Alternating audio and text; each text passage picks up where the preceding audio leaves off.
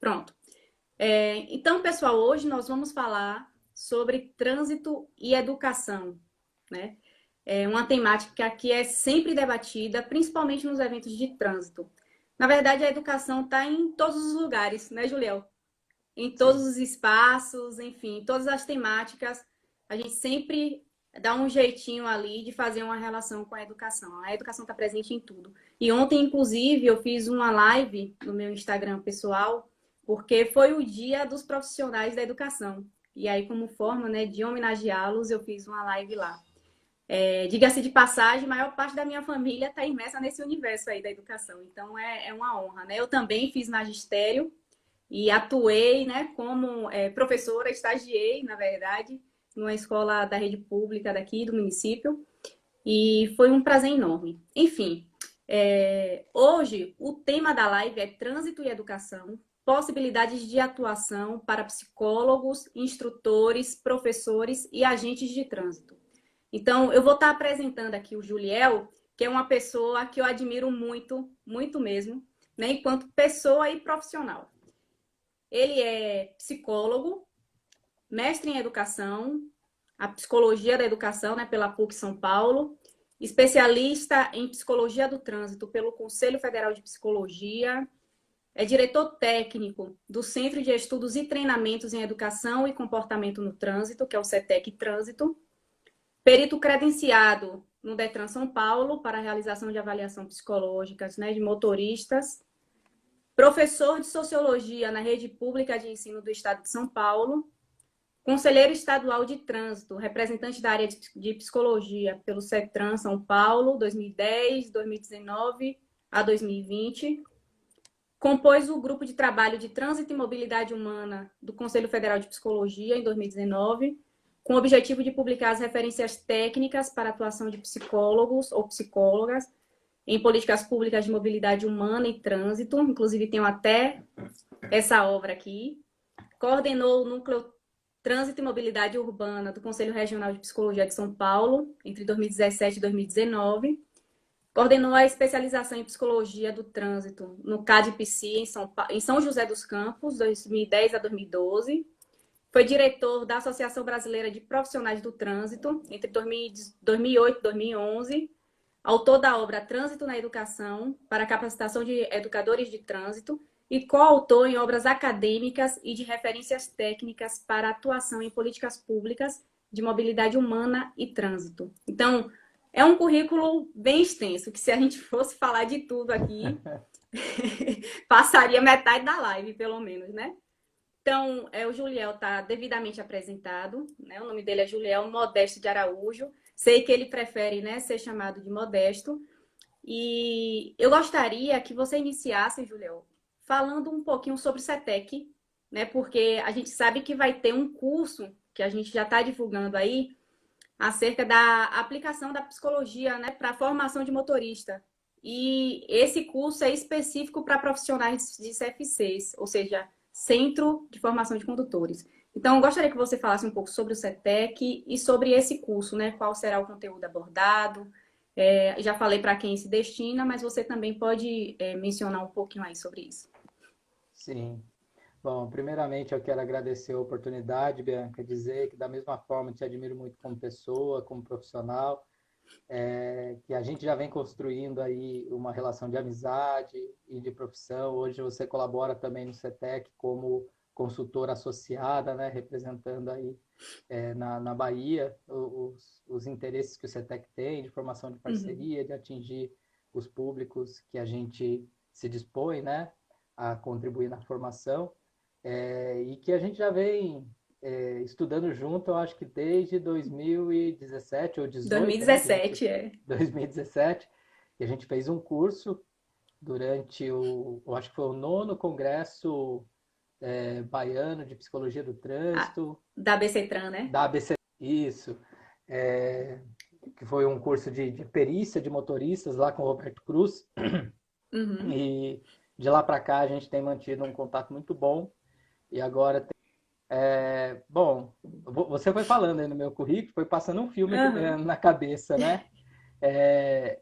Eu acho que o meu currículo ele diz mais dos meus limites, né? Até onde eu eu consigo dialogar no campo da psicologia, no campo da formação de motoristas, no campo da educação, que são essas áreas aí que eu procuro manter contato, manter diálogo e pesquisar, do que de toda a minha capacidade, né? Eu fiquei até animado em ouvir você dizer aí do meu currículo.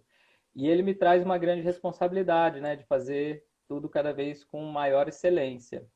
Uhum. E quando você me convidou para essa live aqui, eu sabia que eu ia ter que estudar um pouquinho para poder atender a expectativa do público que te acompanha também, né?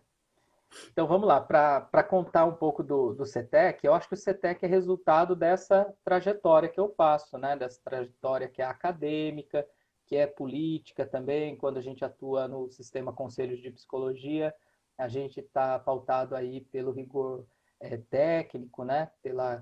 Pelo rigor ético também, profissional. Então, a gente faz um trabalho que não é somente profissional, é um trabalho político, né, de fazer com que a psicologia alcance cada vez mais os interesses da sociedade de modo geral. Então, é uma trajetória acadêmica, uma trajetória política e Uhum. uma trajetória profissional também, né?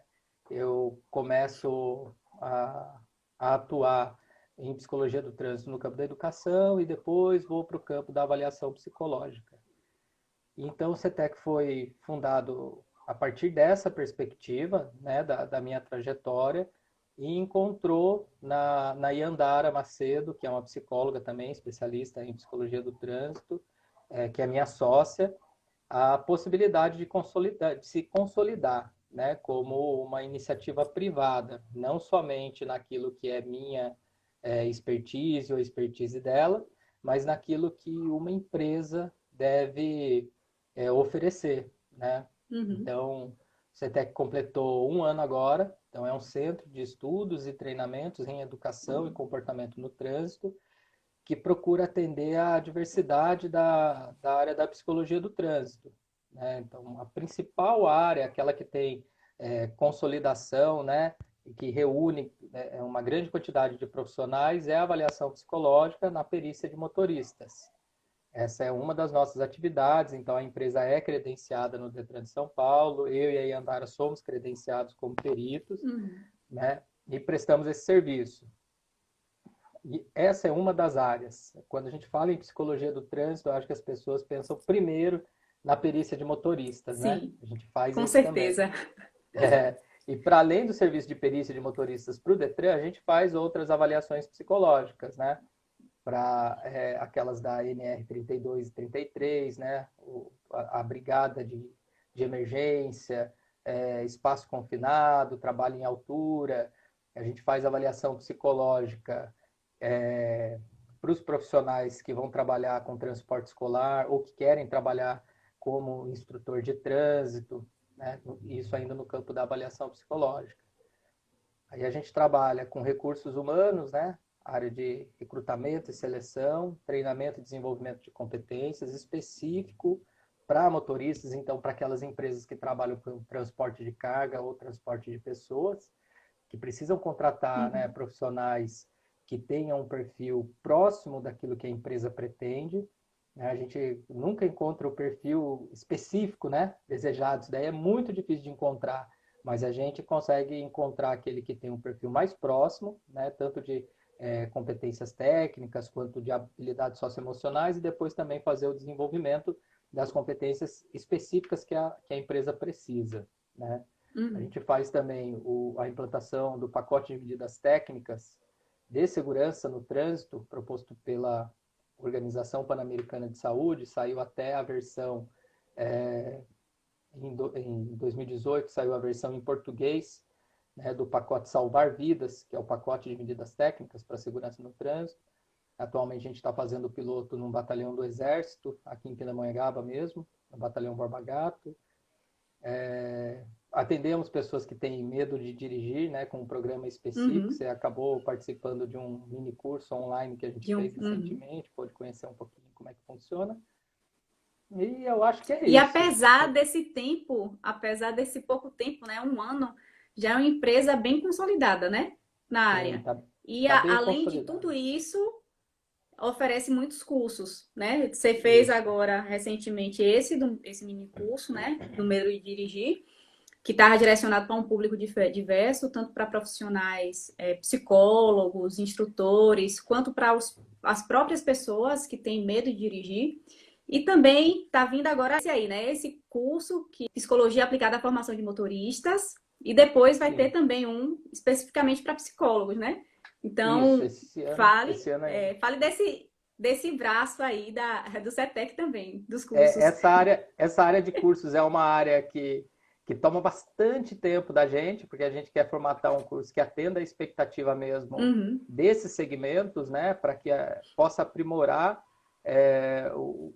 a formação desses profissionais. Então, tem curso para instrutor de trânsito, que é esse que a gente vai fazer dias 15 e dia 29, né? São 2 encontros virtuais de 4 horas cada encontro, com intervalo de 15 dias.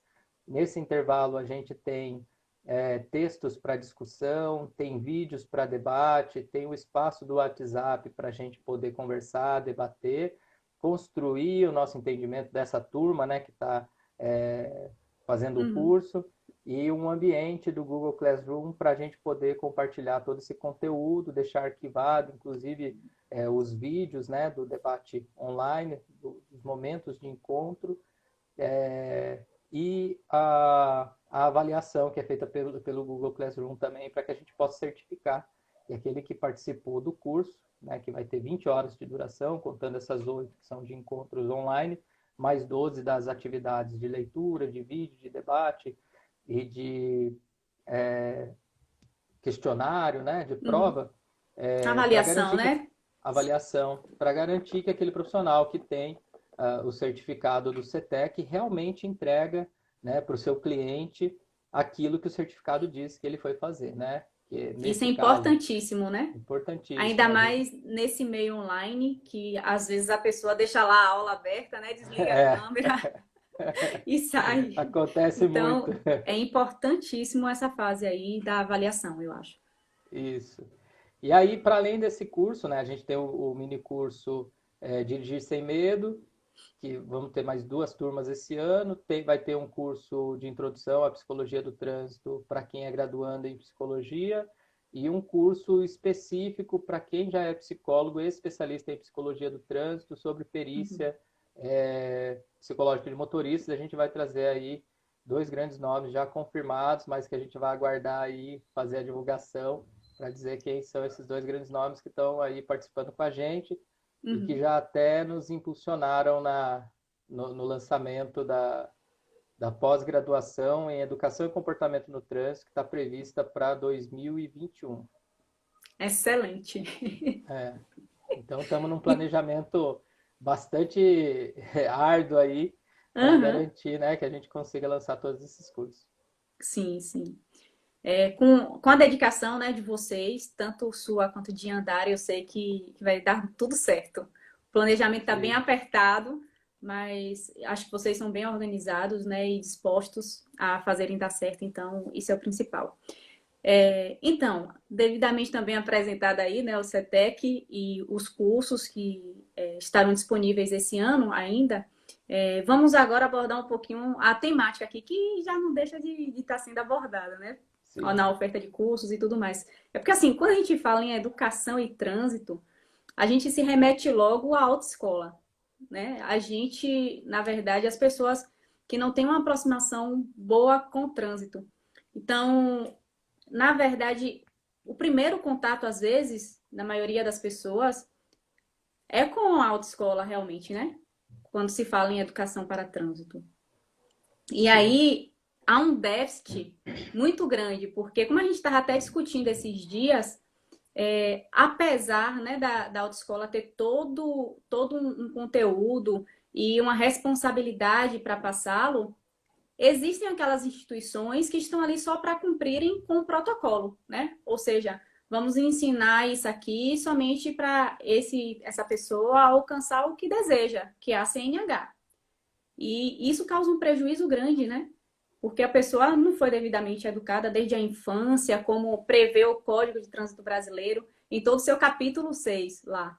E aí é uma defasagem e por isso eu acho que existem, né, tantas mortes, tanta invalidez no trânsito. Os números são elevadíssimos, a gente sabe que é em média 40 mil pessoas mortas no trânsito todo ano, só no Brasil, imagine, né?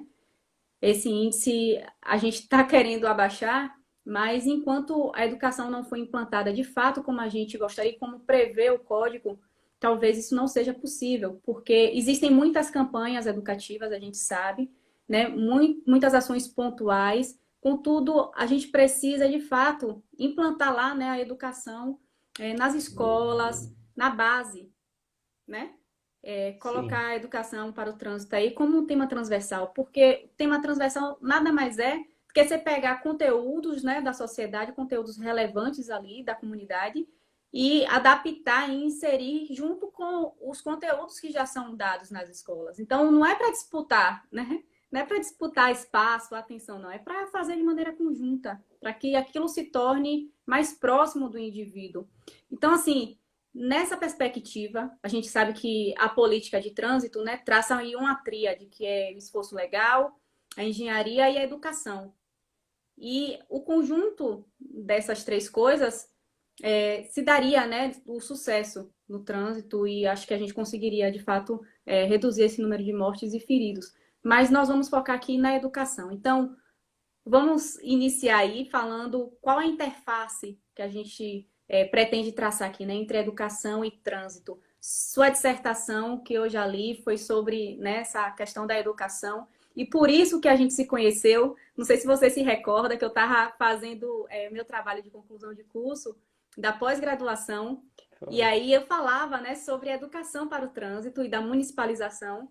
E eu fiquei, meu Deus, eu tenho que conversar com alguém que tem experiência na área. E procurando, aí apareceu você, que já vinha Foi. trabalhando nessa área há algum tempo. Aí fui lá, mandei e-mail e você humildemente respondeu, né? E me deu, inclusive, algumas orientações. Então, eu acho que você é a pessoa ideal mesmo para falar dessa interface aí entre educação e trânsito. Ótimo, ótimo. Nossa, você fez assim uma introdução muito boa para a gente poder discutir interface entre trânsito e educação, porque eu, quando comecei a estudar o tema, eu fiquei apaixonado pelo capítulo 6 do CTB, né? E achei que, ó, se está previsto na lei é porque acontece, Acontece. né? E aí depois eu fui descobrir que esse acontecer se dá de maneira muito tímida, né? Uhum, A política de trânsito no Brasil, ela tem um viés policialesco, né? De exato. fiscalização, de Uhum, ação de campo para coibir conduta, né? Acredita muito na força da multa e da punição, que na perspectiva da psicologia comportamental não se configura como punição, né? Essa medida de aplicação da penalidade, em razão da distância entre o tempo, né? uhum. Da ocorrência da Da ação, né? infração, é, E, e da punição, digamos. e a consequência, né? Então é Uhum. um tempo que já dissocia, né, uma coisa da outra. Mas é isso que a gente tem, né? Um esforço legal que predomina sobre as ações de engenharia e de educação. E como que eu Uhum. posso dizer que predomina o esforço legal sobre a engenharia, por exemplo? Recentemente eu fiz um vídeo aqui para o Conselho Estadual de Trânsito de São Paulo, falando sobre percepção de risco e como que a engenharia induz a comportamentos de risco. Um exemplo que eu dei é quando a gente usa indiscriminadamente a placa R1, aquela placa de parada obrigatória, em locais onde o campo visual permite que o motorista consiga antecipar o seu comportamento. Ele já consegue verificar se não está vindo ninguém e diminuir apenas a marcha, né, para garantir Uhum. essa verificação. O fluxo de veículos ali naquele local também não é suficiente para garantir que ele interrompa a marcha, então ele acaba associando aquela placa de parada obrigatória ao comportamento de diminuir marcha, né? Quando a placa que deveria comunicar isso ao motorista é aquela placa R2 de ideia preferência, que é o triângulo, né, de ponta Uhum. cabeça. Mas isso é usado indiscriminadamente em diversos locais. Estou dando um exemplo. Isso daí faz com que a pessoa, quando encontrar uma placa de parada obrigatória num local onde ela não tem conhecimento de fluxo, de campo visual, mas já adotou aquele comportamento como padrão, ela vai acabar apenas diminuindo e isso faz com que ela se exponha a uma situação de risco, né? Uhum. Então, você vê como é que a engenharia de trânsito não se preocupa em garantir uma boa comunicação no trânsito, né? E aí deixa para o esforço legal punir aquele comportamento que a própria engenharia acabou funcionando como fator condicionante, fator determinante para que ele se instalasse. E quando a Sim. gente chega no campo da educação, que deveria ser, não apenas, quando a gente fala trinômio, as pessoas pensam num tripé, né?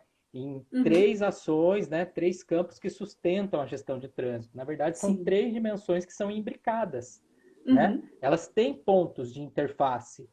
E quando a gente vê a educação no campo da gestão pública, né, dos órgãos executivos de trânsito, a gente percebe que eles trabalham com campanhas educativas. E era isso que eu precisava diferenciar e por isso que eu fui para o mestrado.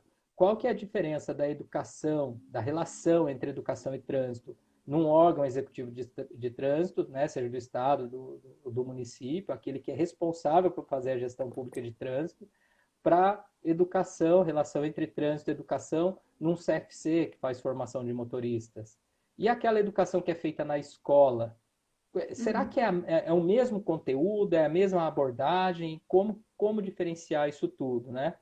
E aí o que eu propus no mestrado, num referencial teórico metodológico específico, que é da psicologia social francesa, de Serge Moscovici, acho que é importante para quem acompanha a gente que pesquisa também no campo da psicologia saber como é que foi Sim. feita essa leitura, né? Eu vou fazer uma análise do discurso.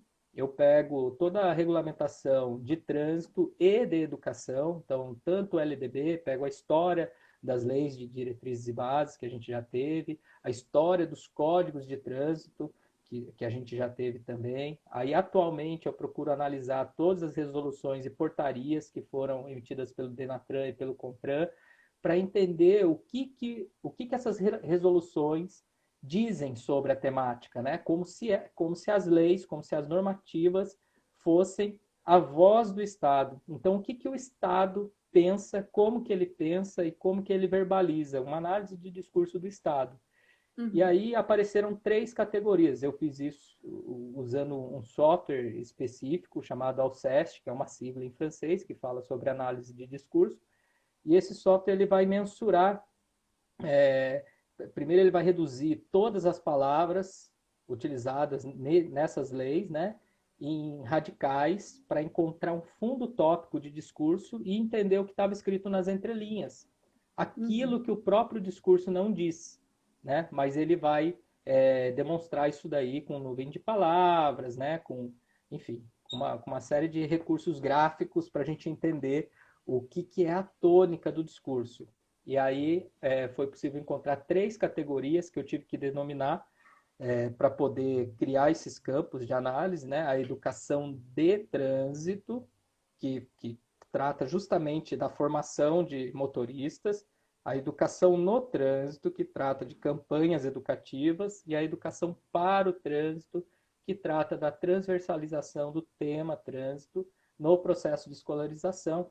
E aí aquela hipótese que eu tinha inicialmente, né, de que havia diferenças, se confirmou ali. Então, Uhum. a educação de trânsito é feita na autoescola, no CFC, ela tem uma abordagem pedagógica específica. A educação no trânsito acontece lá nos órgãos executivos de trânsito, que são responsáveis pela gestão de trânsito. E a educação para o trânsito acontece na escola. E aí, quando a gente faz essa diferenciação, fica mais fácil de entender qual que é o papel do agente de trânsito enquanto educador, qual que é o papel do professor enquanto educador de trânsito, qual que é o papel do instrutor enquanto Uhum. educador de trânsito. Né? E aí, quando a gente sabe dos papéis, a gente consegue pensar nas possibilidades, né, de interface, inclusive, entre Sim. essas três áreas aí que são distintas. Uma coisa que Uhum. muito acontece, é muito comum, é o agente de trânsito que faz educação no trânsito, levar essa perspectiva de educação de trânsito para dentro da escola. Veja que confusão interessante, né? Ele que deveria fazer educação no trânsito, que é um diálogo com os motoristas, com os usuários da via pública, Uhum. e aí pode conversar na escola sim, desde que ele tenha muito certo para ele de que o que ele está fazendo é uma educação no trânsito, numa linguagem da criança, para cuidar da segurança da criança, como Sim. pedestre, como ciclista, como passageiro, e não para formá-la como um futuro motorista ou um agente de trânsito mirim, que é o que mais acontece, né?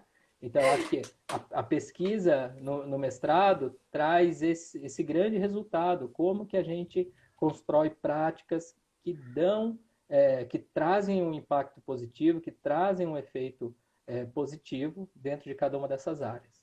Sim. E eu concordo muito com você em todas as questões. E uma eu tenho dito sempre, que geralmente as pessoas dão mais vazão realmente ao esforço legal, que é a parte da fiscalização, né, em detrimento da engenharia e principalmente da educação. Por quê? A gente percebe até nas famílias brasileiras isso. Por exemplo, um pai, quando está com um filho no carro e que pretende, né, alcançar ali uma ação do filho que seja de acordo com o Código de Trânsito Brasileiro, ele, qual a justificativa que ele utiliza, né, para convencer aquele filho de, por exemplo, andar na cadeirinha e colocar o cinto? Ó, oh, se você não colocar o cinto, se você não ficar na cadeirinha, papai ou mamãe vai ser pego ali na frente, o guarda vai parar e vai multar a gente pode até ser preso.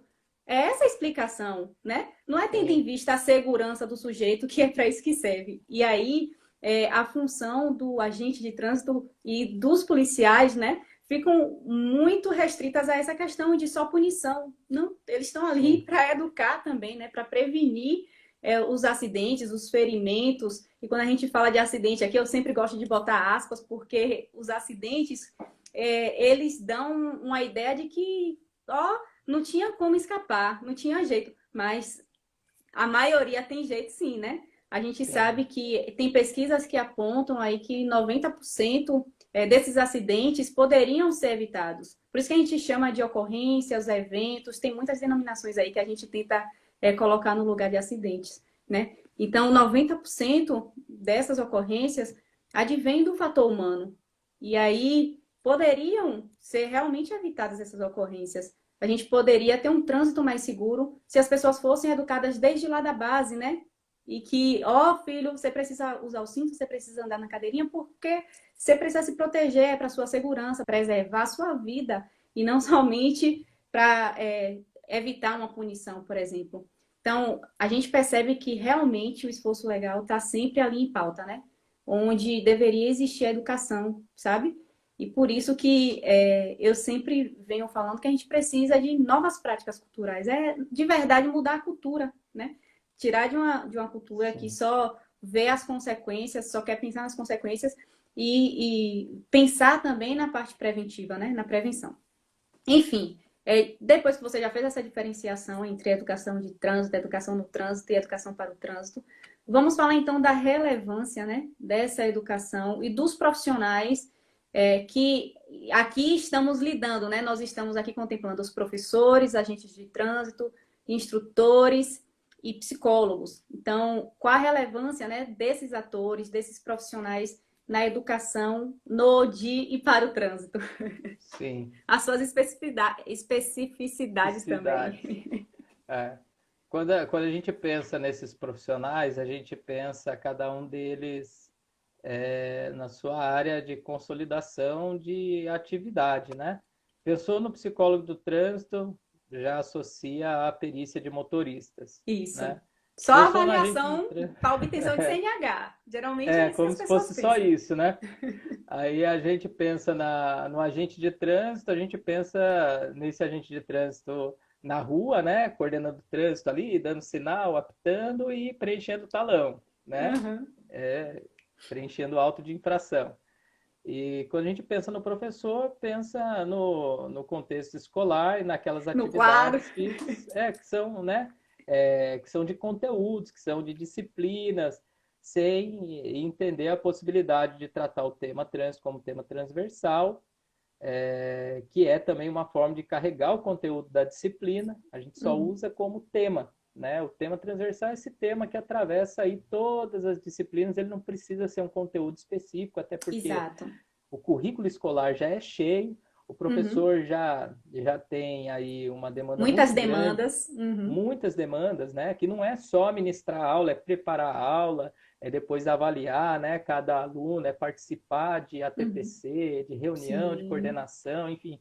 É uma agenda muito cheia do professor, não tem verdade. como colocar mais uma disciplina, né? Isso daí já foi proposto, inclusive, que o trânsito fosse uma disciplina obrigatória, né? Já Uhum. tramitou no Congresso Nacional, não foi aprovado. A gente teve uma resolução do senador à época, Flávio Arnes, foi um projeto de lei 30 de 2010 que foi longe, sabe, na proposta de tornar o tema trânsito um tema transversal e incluí-lo na LDB. Queria que alterasse a Lei de Diretriz e Base. Olha que a gente não tem temas transversais na LDB, mas isso era tão relevante que iria Uhum. entrar lá. Acabou o processo legislativo, né? Acabou o mandato também do senador e isso acabou sendo arquivado, né? Não teve muito interesse político em garantir que isso se tornasse lei. Mas a gente sabe que, lei por lei, a gente já tem o próprio Código de Trânsito brasileiro, que prevê educação para o trânsito em todos os níveis de ensino, e isso não se efetiva, né? Uhum. Um dos fatores que faz com que isso não se efetive, por exemplo, é que a gente tem as diretrizes, né, nacionais da educação para o trânsito em portarias do Denatran. E portaria é um documento interno que obriga, né, os profissionais que estão vinculados a essa estrutura político-administrativa a adotarem essa providência. Mas veja só, a portaria é do Departamento Nacional de Trânsito, então vale internamente para esse departamento. Uhum. Não vai atingir a estrutura da educação brasileira.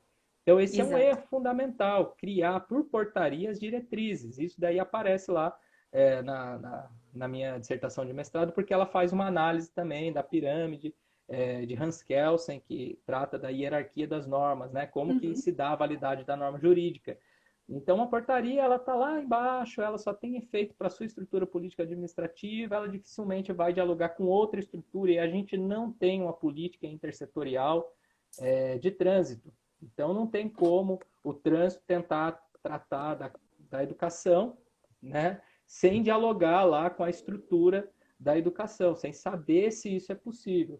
Então, uma portaria muito bem redigida, mas é uma portaria feita em gabinete, então normalmente é um grupo muito pequeno que discute, decide. Tecnicamente ela está muito bem montada, mas ela tem pouco alcance político, né? Ela não consegue produzir efeitos para garantir que a estrutura do Estado Uhum. assimile e dê conta de executar aquilo que foi decidido num Sim. gabinete, numa mesa de reunião, né? A gente tem aqui a experiência no Brasil de políticas que dão certo porque são políticas públicas, onde o povo participa da sua Uhum. formulação, da implementação e da fiscalização da execução dessa política. Isso acontece no sistema de saúde, no sistema de assistência social, no próprio sistema de educação. Agora, no sistema de trânsito, a gente não tem política pública. A gente tem Uhum. política de Estado, a gente tem política de governo, mas não tem a participação popular. Tanto é que não existem mais os conselhos municipais de trânsito, que existiram até 66. Né? Aliás, até 97 tinha a possibilidade. De 66 e 97 a gente teve possibilidade de alguns municípios criarem, né, seus conselhos municipais de trânsito. De 97 para cá, isso daí sumiu da legislação, e isso é uma luta que a gente faz aqui em Pindamonhangaba também, desde 2016, para a criação do Conselho Municipal de Trânsito e garantir que ele seja um espaço de interlocução e de estabelecimento de política intersetorial, né? Para Uhum. associar ali trânsito, saúde, educação, essas interfaces.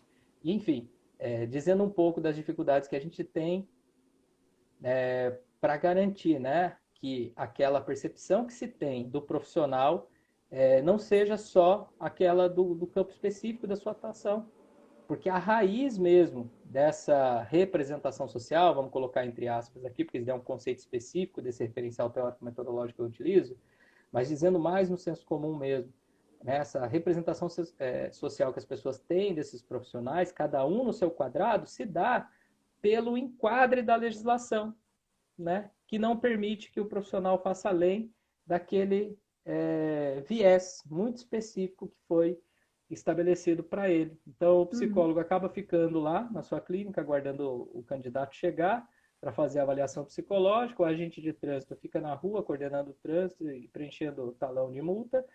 E o professor fica lá na sua escola tratando dos conteúdos que o consomem cada vez mais, né? E a gente Uhum. tem as boas ideias e não consegue efetivar em boas práticas, né? Qual é a saída que a gente pensa para isso e que o CETEC se coloca como agente dessa transformação?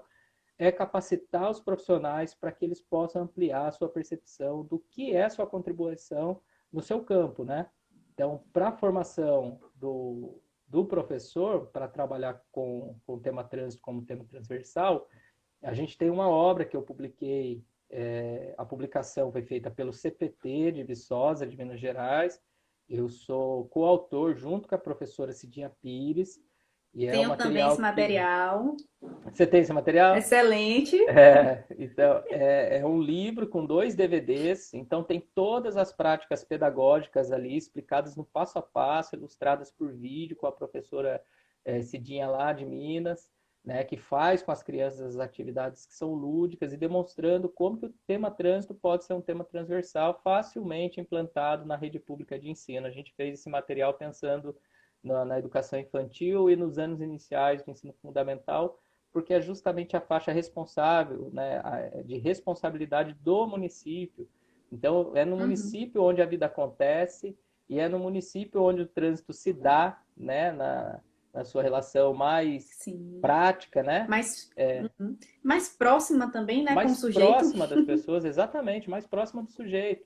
E é ali que a gente quer intervir, né? Então, fazer com que a escola municipal, com que a creche municipal possa trabalhar o desenvolvimento de valores, né? Que é um conjunto de crenças, um conjunto de opiniões, para que essa criança possa saber como é compartilhar o espaço público com diversos Uhum. atores, né? Para daí, quando ela chegar a ser um motorista, quando ela for se formar como motorista, ela já passou por uma educação para o trânsito, que é baseada em valores, né, opiniões, crenças. É, Aí ela vai ter uma formação técnica, que é isso, né, que é função do CFC. Formar um motorista, é entender como que funciona a máquina, é integrar esse sujeito a essa máquina, é depois fazer com que essa integração do homem e máquina, então vou pensando no Rosestraten, que ensinava muito disso, né? Como que a gente vai integrar esse homem que já está integrado à máquina ao ambiente socionormativo, que é o Uhum. trânsito, mas ele, se ele não tiver a base de conjunto de crenças, opiniões e valores, ele vai ser uma máquina, não vai ser um ser Sim. humano ali, né? Uhum. Então tem uma Exatamente. aprendizagem prévia que ele deveria ter passado no seu processo de escolarização que a gente não tem, né? E depois, aí sim, quando essa pessoa teve uma educação para o trânsito, teve educação de trânsito, ela vai ter educação no trânsito. E aí as campanhas educativas vão dar conta de eliciar um comportamento que foi previamente aprendido, mas Uhum. aprendido por muitos e muitos anos, e não por 45 horas, né? Não se E olhe lá. aprende. E olhe lá, né? Então, no geral, é isso que a gente tenta dar conta, né? E aí a gente já pode tratar especificamente de como seria cada um desses campos, né? O que, que a gente tem preparado para cada um desses setores, para cada um desses profissionais, né? Pensar Uhum. qual que é a interface de trânsito e educação para o agente de trânsito, para o psicólogo e Para os é, professores. os professores, né? Tá muito complexo? Não, não. Tá É que ótimo. se você for me dando corda, eu vou ficar refletindo aqui. Tá excelente. Inclusive, Juliel, eu acho que a gente precisa estar cada vez mais, né, instrumentalizando a população com esses debates, sabe? Porque acaba que o conhecimento fica muito restrito aos profissionais do trânsito. E Sim, quando a população tem ciência, né, desse seu direito, porque a educação para o trânsito é um direito da população, né, do ser humano, talvez isso provoque, né, um movimento de classe, né, da população toda, de fato, para estar, de certa forma, ali mesmo instigando os políticos, instigando todos os órgãos responsáveis aí, para que isso, de fato, seja posto em prática, sabe? Eu acho que a gente vai conseguir galgar mais êxito quando isso começar a acontecer. Porque as pessoas estão muito alheias, né, das informações, Sim, principalmente no que diz respeito à educação para o trânsito. Então, saber também sobre a prática de cada profissional que aqui estamos nos referindo, né, dos professores, instrutores, agentes de trânsito, de quem mais? Dos psicólogos, dos psicólogos. porque talvez as pessoas também só passem pelos processos, mas não saibam como esse processo deveria ser feito, né? E por isso que existem aí lacunas, defasagens, que eu acho que poderiam ser eliminadas, né? Serem sanadas, se houvesse o conhecimento prévio dos usuários do sistema. Então, eu acho que isso também é um fator importante, mas que talvez seja tema para uma outra live, né? Sim, Vamos, vamos nos limitar aqui ao que a gente propôs, né, enquanto tema. Então, falando diante disso tudo que você já delimitou, qual a necessidade, né, do profissional, de todos esses profissionais, terem responsabilidade, dedicação em sua prática, que a gente vê que muitos, de fato, não têm, sim, infelizmente. infelizmente. Vamos começar pelos psicólogos, né?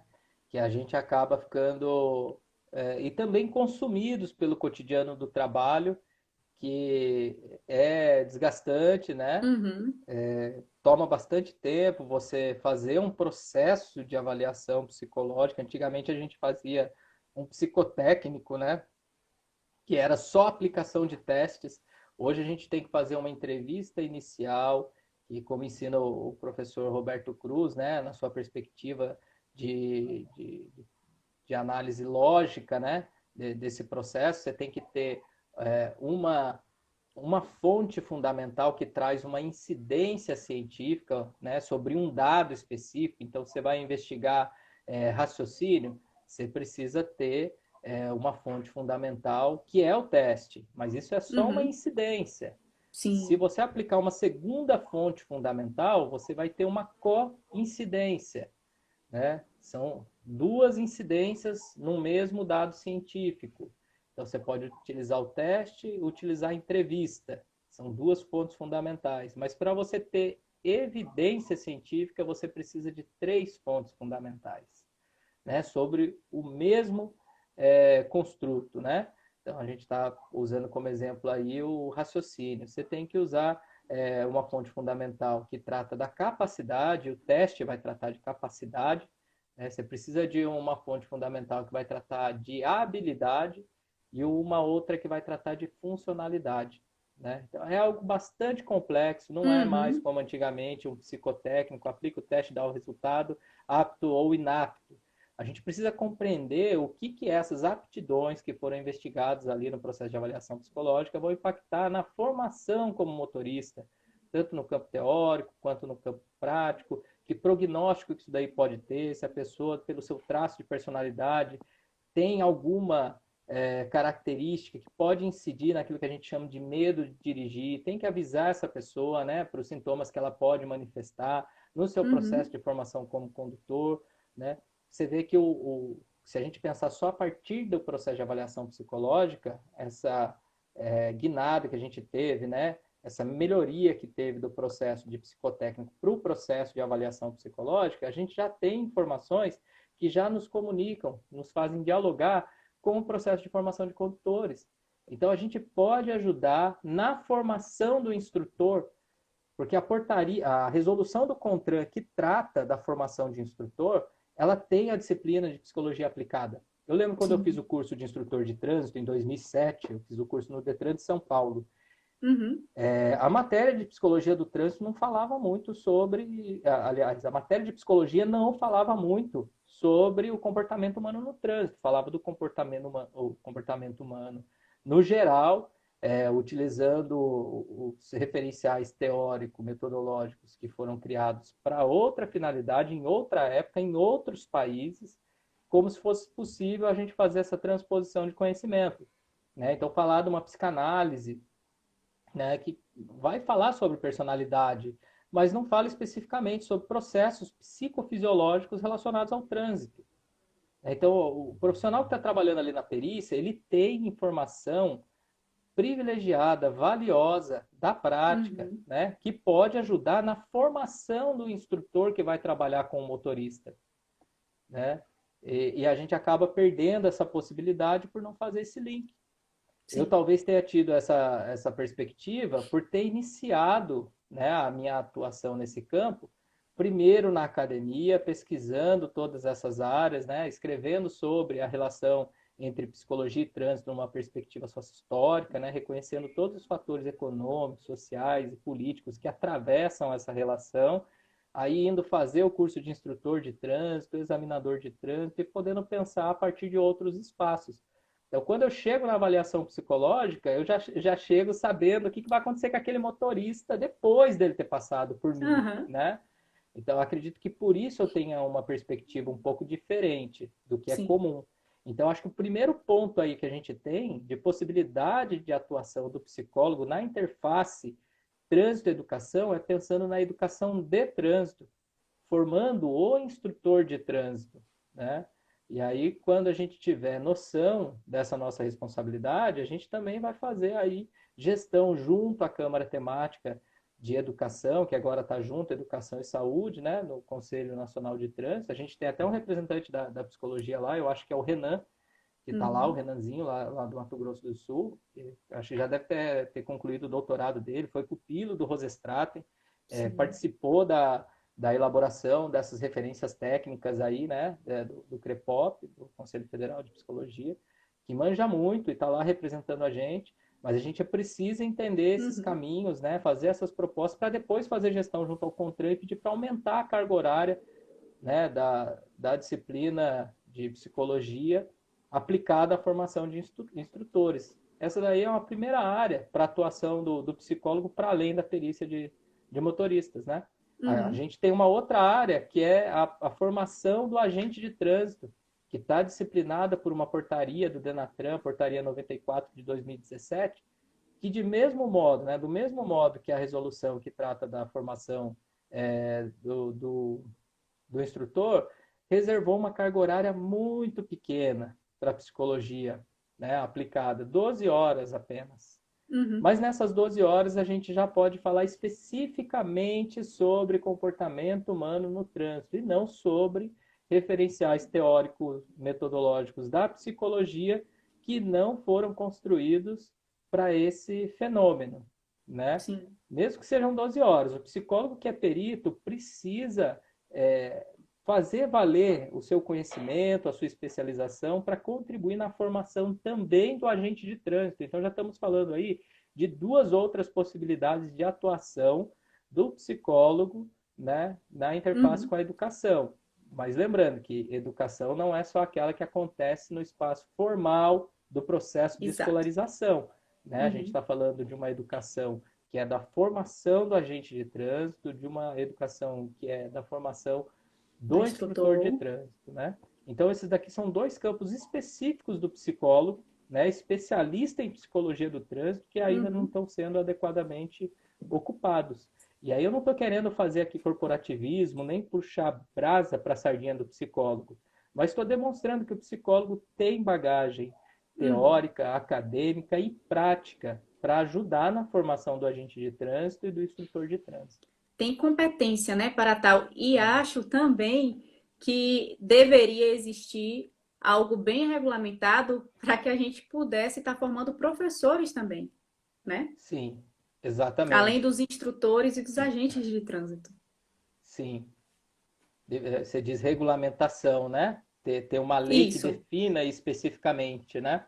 exato. Talvez esse seja um próximo passo, né? Assim que a gente ocupar mesmo esses espaços, garantir, né, pela normativa que isso daí seja realmente respeitado. Olha quem que chegou aí, deu uma ótima noite, Juliel e Bianca.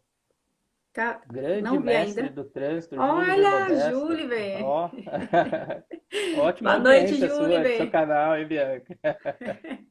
O Que Júliver honra, foi, hein? o Júliver foi meu primeiro mestre. Foi a primeira pessoa a me incentivar a estudar trânsito. Ele me deu um código de trânsito anotado dele em 2006. eu acho que era a segunda edição já. Hoje o Júlio já está com mais de 25 obras publicadas, lançou agora recentemente o primeiro volume do seu podcast, que já tem mais de 100 episódios, né? Então é uma fonte inesgotável aí de pesquisa para a gente, hoje privilegiando aí a sua live, Bianca. Show de Aí bola. é. Tem É. uma obra dele aqui em casa também. Ó, Julião, a gente já tá chegando ao finalzinho, acredita? O tempo passa muito Nossa, muito rápido. rápido, muito Então, rápido. acho que a gente já pode fazer aqui as considerações finais. Não é? Sim. É, vamos fazer e deixando o Eu acho que a espaço gente aberto aqui. pode concluir, Sim, sim, para uma próxima, né? Com certeza. Eu isso. acho que a gente pode concluir tentando aqui refletir sobre as estratégias que a gente pode lançar mão, né, nesse sentido aí da educação, para que a gente consiga alcançar um trânsito mais seguro, mais humano, como prevê Sim, lá o código. sim.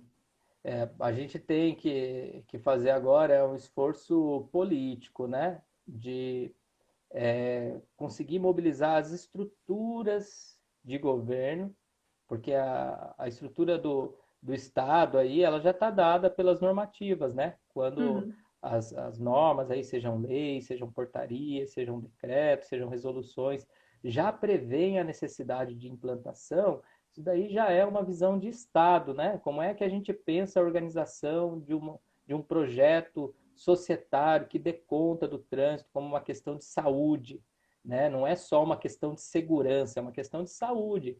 A gente precisa lançar a mão da educação também. Então, tem previsão lá no Código de Trânsito Brasileiro, nas resoluções do CONTRAN, nas portarias do DENATRAN. O que a gente precisa fazer é mobilizar as estruturas de governo, né, em cada município para dizer, olha, o agente de trânsito precisa aprimorar suas práticas, né? uhum. Muitos agentes de trânsito começaram a atuar com uma formação muito diversa, né? Que foi sendo dada por cada empresa que estudava o segmento, né? Por cada instituição de educação, de formação desses profissionais que pensava como que tinha que se dar aí a política de trânsito. Hoje a gente tem uma portaria que disciplina a formação do agente de trânsito, né?